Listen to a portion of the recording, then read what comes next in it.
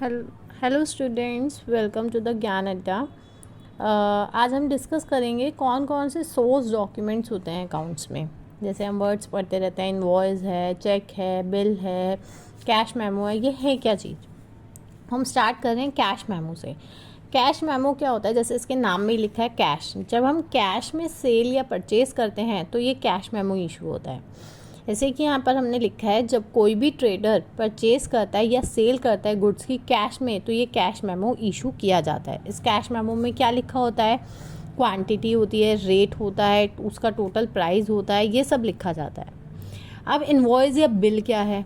जब कैश में सेल करते हैं तो कैश मेमो इशू करते हैं। जब हम इनवॉइस या बिल की बात करते हैं तो इसका मतलब है हमने क्रेडिट में गुड्स को सेल या परचेज़ किया है। जब हमने क्रेडिट में गुड्स सेल किया तो हम इनवॉइस इशू करेंगे। जब हमने क्रेडिट में गुड्स परचेज़ किया तो हमें बिल मिलेगा। ठीक है, ये है सेम ही वर्ड। जो सेल करते हुए उस वर्ड का, उस चीज़ का नाम हो जाएगा इनवॉइस, और जब हम परचेज़ करेंगे तो सिमिलरली उस डॉक्यूमेंट का नाम हो जाएगा बिल। ठीक है, सेलर के लिए उसका मीनिंग होगा इनवॉइस और परचेज़र के लिए उसका मीनिंग क्या बन जाएगा? बिल। ठीक है, तो ये when trader sell goods on credit तो ही प्रिपेयर्स इनवॉइस। ओरिजिनल कॉपी जो होती है वो इनवॉइस की किसके पास होती है? वो तो हम दे देते हैं कस्टमर को, जो भी परचेज कर रहा है हमसे, और डुप्लीकेट कॉपी अपने पास रखते हैं, क्योंकि इन्हीं कॉपीज़ के, क्योंकि इन सपोर्टिंग डॉक्यूमेंट्स, ये सोर्स डॉक्यूमेंट क्या होते हैं? सपोर्टिंग डॉक्यूमेंट्स भी बोलते हैं हम इन्हें। इन्हीं के थ्रू हम अपने वाउचर्स क्रिएट करेंगे और जर्नल एंट्रीज बनाएंगे। ठीक है, उसके बाद हम बात करते हैं रिसिट की। रिसिट क्या होता है? रिसिट का मतलब है जब हम गुड्स को सेल करेंगे तो गुड्स सेल करने पर, या गुड्स जब हम परचेज़ करेंगे, परचेज़ करने पर जब हमें कैश मिल जाएगा। हमने इनवॉइस इशू किया था, इनवॉइस इशू करने के बाद जब वो हमारे पास क्या कहते हैं, पैसा देने आएगा, पैसा लेके आएगा ना, जब हमने उधार में दिया तो हमने उसे इनवॉइस इशू कर दिया। जब हमें उससे वो पैसा मिल जाएगा तो हम उसे एक रिसिप्ट इशू कर देंगे, हाँ तेरे पास से पैसा मिल गया है हमें। ठीक है, तो जब ट्रेडर को रिसीव होता है कैश फ्रॉम द कस्टमर तो वो एक रिसिप्ट इशू हो जाती है। और इसी तरीके से जब परचेजर पेमेंट करता है तो उसको रिसिप्ट मिल जाती है। जब हमने सेल किया तो हमने कस्टमर को रिसिप्ट दी, और जब हमने परचेज़ किया तो हमें रिसिप्ट मिल गई। यही डिफरेंस होगा। ठीक है, ओरिजिनल कॉपी इसकी कस्टमर को दे देते हैं, डुप्लीकेट अपने पास रखते हैं। ये हर केस में ही होगा, ओरिजिनल कॉपी हमें उस पर्सन को देनी पड़ेगी और डुप्लीकेट हम अपने पास रख लेंगे। उसके बाद आता है एक word debit note. Debit note का मतलब है जब भी हम गुड्स को रिटर्न करते हैं सप्लायर को, यानी क्या हो रहा है, परचेज रिटर्न हो रहा है, हम गुड्स वापस कर रहे हैं सप्लायर को, तो हम डेबिट नोट इशू करते हैं। ठीक है, इसमें हम सप्लायर के अकाउंट को डेबिट कर देते हैं। सप्लायर के अकाउंट को पहले, अभी आपको बाद में समझ आएगा कि सप्लायर का अकाउंट डेबिट हो गया, इसका मतलब क्या हुआ। क्योंकि जब हम गुड्स परचेज़ करते हैं ना तो सप्लायर का अकाउंट उस टाइम क्रेडिट होता है, क्योंकि परचेज अकाउंट टू जिस पर्सन से हमने लिया है, मैं आपको एंट्री के थ्रू एक समझा भी देती हूँ कि हमने क्या पढ़ा था। हमने पढ़ा था कि तुम्हारे पास जो भी आया उसको तुम क्या करोगे? डेबिट, और जो गया उसे क्या करोगे? Credit.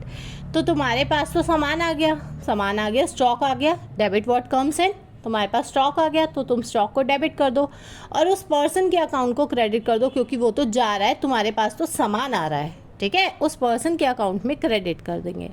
Debit what goes out, credit what comes in, debit what goes out.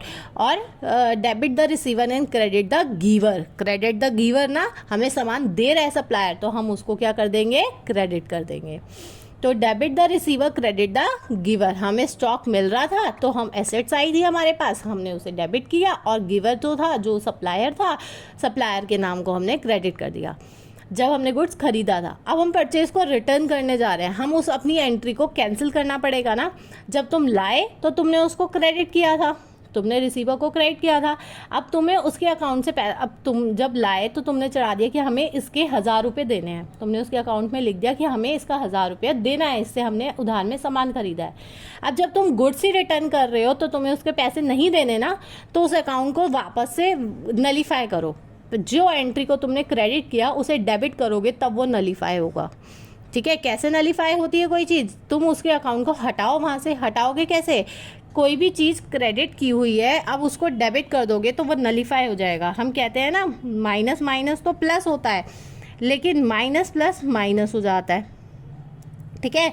या ये हाँ हम देखते हैं यहाँ पर लिखा है 1 और यहाँ पर भी 1 लिखा है, अगर इक्वल्स टू यहाँ पर भी 1 लिखा है और इक्वल्स टू के बाद भी 1 लिखा है तो ये आपस में ऐसे कट जाते हैं, हम देखते हैं ना। तो यही तरीका है कि अगर तुमने क्रेडिट में पहले सप्लायर के अकाउंट को लिखा है तो अब उसे डेबिट कर दो। तो डेबिट नोट कब इशू होता है? जब हम परचेज रिटर्न करते हैं।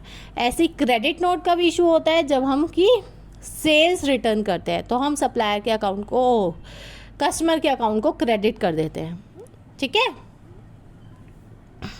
अब हम बात कर रहे हैं जर्नल।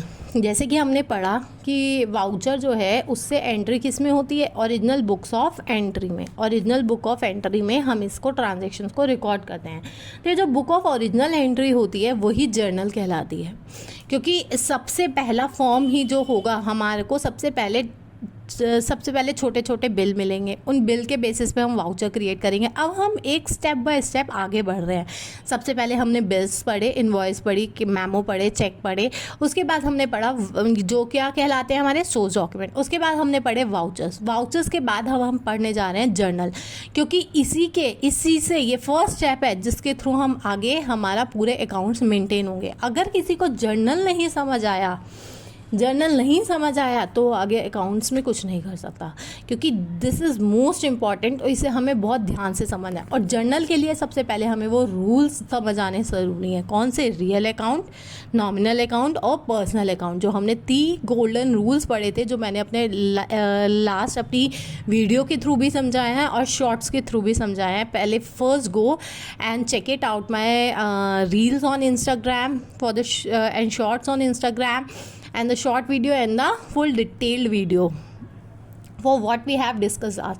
क्योंकि अगर जर्नल समझ आएगा तो ही, क्योंकि जर्नल की एंट्रीज के बेसिस पे ही आगे लेजर बनेंगे और लेजर के जो बैलेंसेस आएंगे उससे हमारा ट्रायल बैलेंस बनेगा और ट्रायल बैलेंस के बेसिस पे हमारी आगे बैलेंस शीट फाइनलाइजेशन होगा, ठीक है।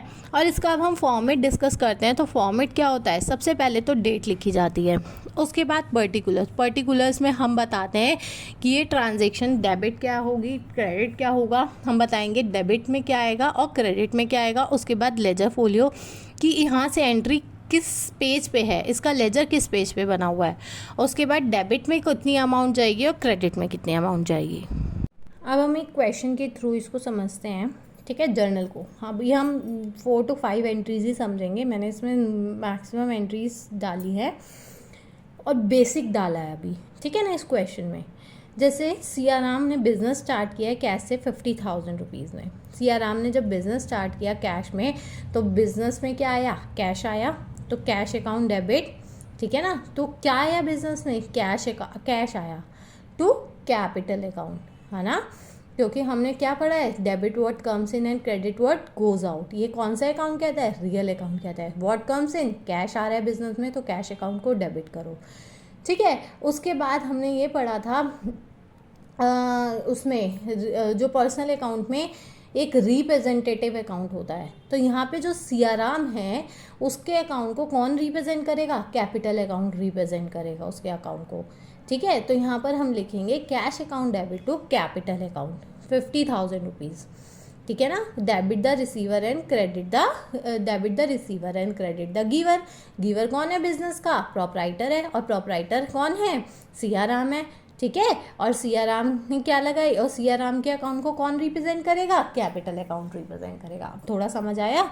हमने 2 अकाउंट्स का यहाँ यूज़ किया। सबसे पहले हमने रियल अकाउंट यूज़ किया, debit what comes in and credit what goes out. तो कैश आ रहा है तो कैश को डेबिट करो। अब हम कैपिटल अकाउंट को क्रेडिट कर रहे हैं। क्यों क्रेडिट कर रहे हैं? क्योंकि हमने पढ़ा था debit the receiver and credit the giver. Giver कौन है? प्रोपराइटर है, प्रोपराइटर यानी सियाराम है। और सियाराम के अकाउंट को कौन रिप्रेजेंट करेगा? 3 तरीके के पर्सनल अकाउंट हमने पढ़े थे। कौन कौन से पढ़े थे? एक तो ह्यूमन वाला, एक हमने पढ़ा था जो आर्टिफिशियल वाला है, और तीसरा हमने पढ़ा था रिप्रेजेंटेटिव वाला। यहाँ रिप्रेजेंट कर रहा है कैपिटल अकाउंट। तो इसकी एंट्री इस तरीके से बन जाएगी, cash account debit to capital account. Date आ गई हमारी 1 अप्रैल। उसके बाद लेजर फोलियो जब इसका बनेगा उस तरीके से लेजर फोलियो में वो अकाउंट जाता है, लेजर में इसका नंबर क्या डलेगा। जैसे मान लो पेज नंबर 40 पे हमारा मशीनरी अकाउंट है, ठीक है ना। तो हम यहाँ पर डाल देंगे page ledger folio 40, page number 40 पे अगर हम मशीनरी, अब कैपिटल अकाउंट मान लो हम 5 पेज पे बना रहे हैं इसका लेजर कैपिटल का, तो हम यहाँ पे जो है 5 डाल देंगे, ठीक है। और अमाउंट यहाँ पे 50,000 आ जाएगी यहाँ पे। इस तरीके से हमें बनाना है ताकि हमें पता चले कि डेबिट और क्रेडिट के बीच का थोड़ा सा डिफरेंस क्रिएट हो सके, ठीक है। उसके बाद अब सेकेंड एंट्री है हमारी, 2 अप्रैल को परचेज़ किया हमने गुड्स कैश में हमने गुड्स परचेज़ किया। अब क्या एंट्री बनाएंगे, अब क्या हुआ, कैश हमारे पास से गया, debit one comes in and credit one goes out. Cash तो गया ना, तो टू कैश कर दो, और हमारे पास आया क्या, स्टॉक आया बिजनेस में, तो purchase account debit to cash account, ठीक है। तो यहाँ पर हमारी एंट्री बन जाएगी, जब भी हम गुड्स परचेज करते हैं तो उसकी एंट्री बनती है परचेज अकाउंट से, ठीक है ना। Purchase account debit to cash account, यहाँ पर ये गलत लिखा है, purchase account debit to cash account, ठीक है, 20,000 रुपीज़ से। अब और उसके बाद हमने क्या किया, सुभाष से गुड परचेज़ किया।